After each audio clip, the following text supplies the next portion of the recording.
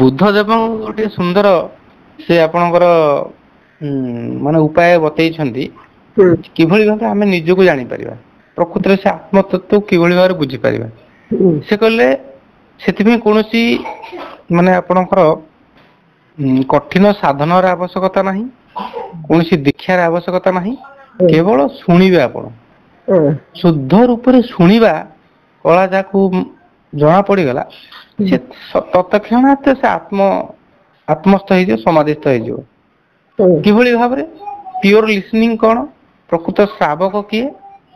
ତାର ଉଦାହରଣ ହଉଛି ଯେତେବେଳେ ଆପଣ କୌଣସି ଶବ୍ଦ ଗୁଟା କହୁଛନ୍ତି ଆକାଶ ଆଡକୁ ଅନେଇକି, ସେଠି ପ୍ରତିଧ୍ୱନି ତ ନାହିଁ, ପ୍ରତିଧ୍ୱନି ଆସୁନି, ଶବ୍ଦ ମିଳେଇ ଯାଉଛି ଆକାଶରେ, ଅର୍ଥାତ୍ ଆକାଶ ତତ୍ଵ ଶୂନ୍ୟ ତତ୍ଵ, ତା ଭିତରେ କିଛି ସ୍ଥୂଳତା ନାହିଁ।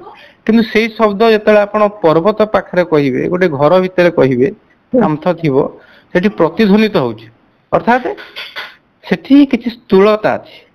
ତେଣୁ ଏଠି ଆପଣଙ୍କୁ ମାନେ ଯିଏ ସତ୍ସଙ୍ଗ ଶୁଣୁଛନ୍ତି ତାକୁ ଗୋଟେ ଗୋଟେ ବଡି ମାଇଣ୍ଡ ନିଅନ୍ତୁ, ସିଏ ତ ଶୂନ୍ୟ ରୂପ ହେଇଯିବେ ନା ପ୍ରକୃତରେ। ତାଙ୍କ ଭିତରେ କୌଣସି ଭିତରୁ କୌଣସି ଶବ୍ଦ ସୃଷ୍ଟି ହଉନଥିବ, ତାଙ୍କ ଭିତରୁ ସେ ଶୂନ୍ୟ ହେଇଯିବ ନା, ସେଠି ପ୍ରତିଧ୍ୱନିତ ହବନି, ସେ ସେଇ ସ୍ୱରୂପରେ ହିଁ ସ୍ଥିତ ହେଇଯିବେ। କାରଣ ଆମ ଭିତରେ ଗୋଟିଏ ପ୍ରତି ମୁହୂର୍ତ୍ତରେ ଗୋଟିଏ ମାନେ ଚାଲିଛି, ଗୋଟେ ପ୍ରୋସେସ ଚାଲିଛି, ଭିତରେ କିଛି ଭାବନା ସୃଷ୍ଟି ହଉଛି ପ୍ରତି ମୁହୂର୍ତ୍ତରେ। ମାନେ ଗୋଟେ ମିନିଟରେ ପ୍ରାୟ ଆପଣଙ୍କର 40-50ଟା ଭାବନା ଆସୁଛି। ଯେତେବେଳେ ଜଣଙ୍କ ଭିତରେ ସେଇ ଭାବନା ନ ଆସିବ, ସେ ଶୂନ୍ୟ ରୂପ ହେଇଗଲା। ଶୂନ୍ୟ ରୂପ ମାନେ ଗୁରୁଙ୍କର ବଚନ ବାଣୀ ପୁରା ଆର ପାର ହେଇଯିବ, ପୁରା ତା ଭିତରୁ ଭେଦିଯିବ ହେଲା। ସେ ଶୂନ୍ୟ ହିଁ ଶବ୍ଦ ରୂପ, ଶବ୍ଦମୟ ଶିବୋହମ୍, ସେ ଶବ୍ଦ ରୂପ ହେଇଗଲା। କିନ୍ତୁ ଆମ ଭିତରେ ଗୁରୁ କହୁଥିବେ, କିନ୍ତୁ ଆମ ଭିତରେ ଗୋଟେ ମାନେ ଟେପ ରେକର୍ଡର ଭଳିଆ ବାଜୁଥିବ, ଶୁଣି ହବନି ନା। ଆପଣ ଧର ଇୟର ଫୋନରେ କଣ ଗୀତ ଶୁଣୁଛନ୍ତି, ବୁଝିପାରିଲେ, ମୁଁ ଆପଣଙ୍କୁ ଯେତେ ଉପଦେଶ ଦେବି ଆପଣ ଶୁଣିପାରିବେ କି? କାହିଁକି ନା ଆପଣ କର୍ଣ୍ଣ ଅଛି, କିନ୍ତୁ କର୍ଣ୍ଣ ଭିତରେ ଆପଣ ଶୁଣୁଛନ୍ତି ଗୀତଟା ନା। ଏଇଟା ହେଲା କୃତ୍ରିମ, କିନ୍ତୁ ପ୍ରାକୃତିକ ଭାବରେ ଆମର ଗୋଟେ ଇୟର ଫୋନ ଅଛି, ଯୋଉଟାକୁ ମନ କହୁଛି, ବିଚାର କହୁଛି, ସେ ପ୍ରତି ମୁହୂର୍ତ୍ତରେ ବାଜୁଛି। ସେ ବିଚାରକୁ ଯିଏ ଶୂନ୍ୟ କରିପାରିଲା, ତାର ସାଉଣ୍ଡ କୁ ଯିଏ କମ କରିପାରିଲା, ଯେମିତି ଆପଣ ଇୟର ଫୋନ ସାଉଣ୍ଡ ଯଦି କମ କରିପାରିବେ, ଆପଣଙ୍କୁ ଯିଏ ଯାହା ବାହାରୁ କହିବ ଶୁଣିପାରିବେ। ଯଦି ଇୟର ଫୋନ ସାଉଣ୍ଡ ଲାଉଡଲି ଦେଇଛନ୍ତି, ଲାଉଡ ସ୍ପିକର ଦେଇଛନ୍ତି ଭିତରେ, କିଛି ଶୁଣିପାରିବେନି, ପରମାଣୁ ବୋମ ପଡିଲେ ବି ଶୁଣିପାରିବେନି। ସେଇଭଳି ଭାବରେ ଯିଏ ନିଜକୁ ଶୂନ୍ୟ କରିପାରେ, ଅର୍ଥାତ ନିଜର ଯୋଉ ଭିତର ମାନେ ଭାବନା ଗୁଡିକୁ, ଭାବ ଗୁଡିକ ସହିତ ସିଏ ଯେତେବେଳେ ଜଡିତ ହଉନାହିଁ, ନିଜକୁ ଶୂନ୍ୟ କରିଦେଲା। ଅର୍ଥାତ ଭିତର ଭାବନା ସହିତ ଯିଏ ଆସକ୍ତ ନୁହେଁ, ଭିତରେ ବିଭିନ୍ନ ପ୍ରକାର ଭାବନା ଅଛି ନା, ଆସୁଛି, ଅତୀତର ସ୍ମୃତି ଅଛି, ଅତୀତର ଜ୍ଞାନ ଅଛି, ସେ ଗୁରୁ କଣ କହିଥିଲେ, ମୋର ଅନୁଭବ କଣ କହିଥିଲେ, ମୁଁ ପ୍ରଶ୍ନ ପଚାରିଥିଲି, ଇଏ ଉତ୍ତର ଜାଣିନାହାନ୍ତି, ବିଭିନ୍ନ ପ୍ରକାର ଅଛି। ଯେ ତାକୁ ଆପଣ ମୌନ କରିଦେଲେ ନା, ଆପଣ ସ୍ୱୟଂ ହେଇଗଲେ ସେଇଟା, ସେଇଟା କିଛି କରିବାକୁ ପଡିବନି। ସେଇଟା ହେଲା ପ୍ରକୃତ ଲିସନିଂ। ସେଇ ପିଲା ହିଁ ପରୀକ୍ଷାରେ ଭଲ ନମ୍ବର ରଖେ, ଯିଏ ଶିକ୍ଷକଙ୍କ କଥାକୁ ପୁରା ପିନ୍ ଡ୍ରପ୍ ସାଇଲେନ୍ସ ରେ ଶୁଣେ। ବୁଝିପାରୁଛନ୍ତି କଣ? କିଛି ନାହିଁ, ସମସ୍ତଙ୍କ ଭିତରେ ସେ କାପାସିଟି ଅଛି। ଭଲ ପିଲାଟା ଶୁଣିଯାଏ, ନିଜକୁ ଶୁଣେ ନା, ସେ ଶିକ୍ଷକଙ୍କୁ ଶୁଣେ। କିନ୍ତୁ ଆମେ ପ୍ରାୟତଃ ନିଜକୁ ଶୁଣୁ, ନିଜ ଭିତରର ଶବ୍ଦ ଶୁଣି ଯାଉ, ଯାହାଫଳରେ ଶିକ୍ଷକ ଶବ୍ଦ ଆମ ଭିତରେ ପଶେ ନା। ତେଣୁ ସେଠି ଆପଣଙ୍କର ବୁଦ୍ଧଦେବ କହିଲେ, ଯିଏ ଶୁଣିଗଲା ସେ ମୁକ୍ତ ହେଇଗଲା। ସବୁଠାରୁ ସହଜ ଉପାୟ, ଯେ ସେଇଟା ଆପଣଙ୍କର ବାଧାପ୍ରାପ୍ତ ହେଲା, ତାକୁ କଠିନ ସାଧନର ଆବଶ୍ୟକତା ଅଛି। ଯୋଉ ପିଲା ଶିକ୍ଷକଙ୍କୁ ଡାଇରେକ୍ଟ କ୍ଲାସ ରେ ଶୁଣିଗଲା, ତା ପାଇଁ ଟିଉସନ ର ଆବଶ୍ୟକତା ନାହିଁ। ଯିଏ ନ ବୁଝିପାରିଲା ଟିଉସନ ଆବଶ୍ୟକତା, ସେଇଟା ସତ କଥା ତ, ଏଇଟା ତ ପୁରା ସତ, ବୁଝିପାରିଲେ। କିନ୍ତୁ ସେ ଜିନିଷଟା କଣ ପ୍ରକୃତରେ ଦେଖନ୍ତୁ, ଜୀବନ ଭଲ ପିଲା ଷ୍ଟଡି କରିବେ, ସିଏ ପୁରା ମନ ଧ୍ୟାନ ଦେଇ ଶୁଣନ୍ତି, ଆଉ କିଛି ନାହିଁ। ଆଜିର ମାନେ ଯୋଉମାନେ ପାଠ ହୁଏ ନା, ସେ ଫାଜିଲାମି କରନ୍ତି, ତା ଚୁଟି ଟାଣିବେ, କଥାବାର୍ତ୍ତା ହଉଥିବେ, କଣ ଭାବୁଥିବେ, ସେଇଟା ହିଁ ପ୍ରୋବ୍ଲେମ। ତା ଅର୍ଥ ନୁହେଁ ଯେ ତାଙ୍କ ଭିତରେ ସେଇ ସ୍ଥିରତା ନାହିଁ, ଅଛି, କିନ୍ତୁ ସିଏ ପ୍ରୋସେସିଂ ହେଇନି, ଗୋଟେ ସେଇଭଳି ଷ୍ଟେଜକୁ ଆସିନି, ଆଉ ତା ମେଥଡ ଜାଣିନାହାନ୍ତି। ଆଉ ଆମେ ନିଜକୁ ମନ ଭାବି ଦେଇଛେ ନା, ଏଇଟା ହିଁ ଅସୁବିଧା ହଉଛି। ଅତି ସୁନ୍ଦର ଜିନିଷ, ସେଠି କିଛି ନାହିଁ, କୌଣସି ସାଧନା ସେଠି ନାହିଁ, ତତ୍କ୍ଷଣାତ୍ ପ୍ରେଜେନ୍ସରେ ଆପଣ ପାଇବେ। କାରଣ ଆପଣ ଦେଖନ୍ତୁ ଯୋଗ ଦର୍ଶନ ଶାସ୍ତ୍ରରେ ଗୋଟିଏ ତତ୍ଵ ଅଛି, ଆପଣଙ୍କର ଦ୍ରଷ୍ଟା ଏବଂ ଦୃଶ୍ୟ ଏବଂ ଦର୍ଶନ, ଏଇଟା ତ୍ରିପୁଟ କୁହନ୍ତି। ଆଉ ଗୋଟେ ଭାଷା ଅଛି ତାର, ଯେ କି ଆପଣଙ୍କର ଧ୍ୟାତା, ଧ୍ୟାନ, ଧ୍ୟେୟ, ବୁଝିପାରିଲେ, ତ୍ରିପୁଟ କୁହନ୍ତି। ଧ୍ୟାନରେ, ଯେଉଁ ଧ୍ୟାନରେ ଧ୍ୟାତା, ଧ୍ୟାନ, ଧ୍ୟେୟ ତିନିଟା ଅଲଗା, ସେଇଟା ହଉଛି ଆପଣ ବହିର୍ ଜଗତର ଧ୍ୟାନ। ଧରାଯାଉ ଧ୍ୟାତା କଣ, ଯିଏ ଧ୍ୟାନ କରୁଛି। ଧ୍ୟେୟ କଣ, ଯାହାକୁ ଧ୍ୟାନ କରୁଛି। ଧ୍ୟାନ ହେଲା ସେଇ ପ୍ରକ୍ରିୟାଟା, ଚିନ୍ତନ ମନନ କରିବା, ମାନେ ଯିଏ ଦେଖୁଛି, ଦେଖିବା କାର୍ଯ୍ୟ ଏବଂ ଯାହାକୁ ଦେଖୁଛି, ତିନିଟା ହେଇଯାଉନାହାନ୍ତି କି? ତିନିଟା ନହେଲେ ହବନି ନା। ଜଣେ ଦେଖିବା ବାଲା ଏବଂ ଯାହା ଦ୍ଵାରା ଦେଖିବ ଏବଂ ଯାହାକୁ ଦେଖିବ, ଗୋଟେ ମାଧ୍ୟମରେ ଦେଖିବ ନା, ତିନିଟା ହଉଛି। ଯୋଉଠି ତିନିଟାଙ୍କ ଅଛନ୍ତି ସେଟା ଧ୍ୟାନ ନୁହେଁ, ସେଟା ସ୍ୱରୂପ ଧ୍ୟାନ ନୁହେଁ, ସେଟା ଭିନ୍ନ। ଧରାଯାଉ ମୁଁ ଆପଣଙ୍କୁ ଦେଖିବି, କେମିତି ଦେଖିବି?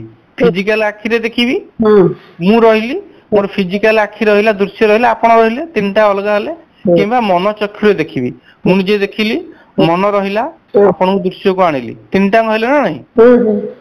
କିମ୍ବା ଆପଣ ଗୋଟେ ଶବ୍ଦକୁ ଶୁଣିଲେ, ଶବ୍ଦଟା ଦୂରରେ ହେଲା, ଆପଣ କର୍ଣ୍ଣ ମାଧ୍ୟମରେ ଶୁଣିଲେ, ନିଜେ ଶୁଣିଲେ, କର୍ଣ୍ଣ ହେଲା ମାଧ୍ୟମ, ଶ୍ରାବକ ଯନ୍ତ୍ର, ଏବଂ ଯାହାକୁ ଶୁଣିଲେ ହେଲା ଶବ୍ଦ। ବାଣ ଫୁଟିଲା ଗୋଟେ କିଏ ଶବ୍ଦ କଲା, ଏଠି ତିନିଟା ଅଲଗା ହେଇଗଲେନି କି? ତିନିଟା ସମ୍ପୂର୍ଣ୍ଣ ଅଲଗା। ଏଇଟା ପ୍ରକୃତ ଧ୍ୟାନ ନୁହେଁ। ପ୍ରକୃତ ଧ୍ୟାନ, ସ୍ୱରୂପ ଧ୍ୟାନ ହଉଛି ସେଠି ଧ୍ୟାତା ଧ୍ୟାନ ଏକ, ବା ସେଠି ଆମେ ଯୋଉ କହିବେ ଦ୍ରଷ୍ଟା ଦୃଶ୍ୟ ଦର୍ଶନ ଏକ, ସେଠି କିଛି ନାହିଁ, ଦ୍ୱିତୀୟ ନାହିଁ। ଯଦି ଆପଣ ସମାଧିରେ ବି କିଛି ଦର୍ଶନ କରୁଛନ୍ତି, ସେଇଟା ପ୍ରକୃତ ସମାଧି ହିଁ ନୁହେଁ। ଦିଟା ଅଲଗା ହେଇଗଲା ନା, ତିନିଟା ସେଇଠି ଆସିଗଲା। ଆପଣ ନିଜେ ଅଛନ୍ତି, ଦେଖୁଛନ୍ତି ଗୋଟିଏ ଦୃଶ୍ୟକୁ, ମନୋରମ ଦୃଶ୍ୟକୁ ଦେଖୁଛନ୍ତି, ସେଟା ତିନିଟା ହେଇଗଲା ନା। ତ୍ରିପୁଟ ହେଇଗଲା। ତ୍ରିପୁଟ ପ୍ରକୃତ ଆପଣଙ୍କର ସେଇଟା ସମାଧି ନୁହେଁ କି ଇଏ ବି ନୁହେଁ, ପିଓର ଧ୍ୟାନ ଅବସ୍ଥା ନୁହେଁ। ଯୋଉଠି କିଛି ନାହିଁ ବା, ସ୍ୱୟଂ ନିଜେ କିଛି ନାହିଁ, ଏଠି ଭାବନା ନାହିଁ, ଦୃଶ୍ୟ ନାହିଁ, ଦ୍ରଷ୍ଟା ନାହିଁ, କିଛି ନାହିଁ। ବୁଝିପାରିଲେ, ଏତେ ସୁନ୍ଦର ଜିନିଷ ଏଠି ଅଛି।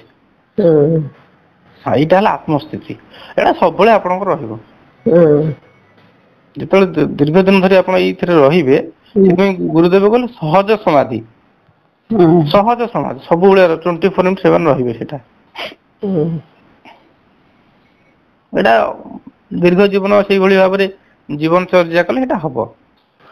ସେଟାକୁ ମାନେ ନିଜେ ରହିବ, ମାନେ ଅନ୍ୟ କୌଣସି ଭାବନାକୁ ଆଉ ଆସିବାକୁ ଦବନି ମନ ଭିତରକୁ, ନା କଣ? ନା, ସେଇଟା ଆସିବ, କିନ୍ତୁ ସେ ଭାବନାଟା ମାନେ ଯେମିତି ଆପଣ କହିଲେନି, ଇୟର ଫୋନରେ ଗୀତ ଶୁଣୁଥିବେ କିନ୍ତୁ କମ ସାଉଣ୍ଡରେ ଶୁଣୁଥିବେ, ସାଉଣ୍ଡ ଟା ଅଧିକା ନଥିବ। ହଁ, ସେ ଆସୁ କିନ୍ତୁ ଆ ଉପରେ ନର୍ମାଲ। ଧର ଆପଣ ଘରେ ଗୋଟେ ଅଛନ୍ତି, ଆପଣ କବାଟ ଜୋର ଜଣେ ବାଡେଇବ, ଆପଣ ଡିଷ୍ଟର୍ବ ହେଇଯିବ ନା। ଯଦି କଲିଂ ବେଲ ମାଇଲା କି ସ୍ଲୋରେ ନକ୍ ନକ୍ ଠକ୍ ଠକ୍ କଲା, ନକ୍ କଲା, ଆପଣ ଡିଷ୍ଟର୍ବ ହେବେ କି? ଡିଷ୍ଟର୍ବ ହେବେନି। କିନ୍ତୁ ଜଣେ ଆସି ହାତୁଡ଼ିରେ ପିଟିବ, ଆପଣ ଡିଷ୍ଟର୍ବ ହେଇଯିବେ। ସେଇଭଳି ଭାବରେ ପ୍ରତ୍ୟେକ ଭାବନା, କାମନା ଆପଣଙ୍କ ମନ ଭିତରେ ଆସିବ, କିନ୍ତୁ କମ ସାଉଣ୍ଡରେ ଆସିବ। ବୁଝିପାରୁଛନ୍ତି? ତାହାର ଗୋଟେ ଉଦାହରଣ ଭଗବତ ଗୀତାରେ ମିଳେ। ଜଣେ ଭଗବତ ଉପଲବ୍ଧ ବ୍ୟକ୍ତି, ଜଣେ ସ୍ଥିତପ୍ରଜ୍ଞ, ତାର ଅବସ୍ଥା କଣ? ଯୋଗେଶ୍ଵର କୃଷ୍ଣ କହିଛନ୍ତି ଅର୍ଜୁନଙ୍କର ପ୍ରଶ୍ନ ଉତ୍ତର ଦେବାକୁ ଯାଇ, କହିଲେ ଯେମିତି ଗୋଟିଏ ସମୁଦ୍ର ଅଛି, ତାହା ଭିତରେ କେତେ ହ୍ରଦ ନଦ ନଦୀ ଆସି ପ୍ରବେଶ କରୁଛନ୍ତି, କିନ୍ତୁ ସମୁଦ୍ରକୁ କଣ ଚଞ୍ଚଳ କରିପାରୁଛନ୍ତି କି? ତା ସ୍ଥିରତା ଯେମିତି ସେମିତି, କିନ୍ତୁ ପ୍ରବେଶ ବି କରୁଛନ୍ତି ନା। କାହିଁକି ନା ସେ ବିଶାଳ ଜଳରାଶି, ଇଏ ସାମାନ୍ୟ ଜଳ ତ କିଛି କରିପାରିବନି। ତେଣୁ ଆତ୍ମ ରୂପରେ ଆପଣ ଅନନ୍ତ, ବିଶାଳ। ତେଣୁ ସାମାନ୍ୟ ଶବ୍ଦ ରୂପ, ଗନ୍ଧ ରୂପ, ରସ ଭିତ୍ତିକ ଶବ୍ଦ, ଏଟା କଣ କରିବେ ଆପଣଙ୍କୁ? ତେଣୁ ସେ କହିଲେ ଆତ୍ମଜ୍ଞାନୀ ଭିତରେ ସବୁ ଆସେ, କିନ୍ତୁ ସିଏ ଗୋଟେ ସେବକ ରୂପରେ ଆସିବେ।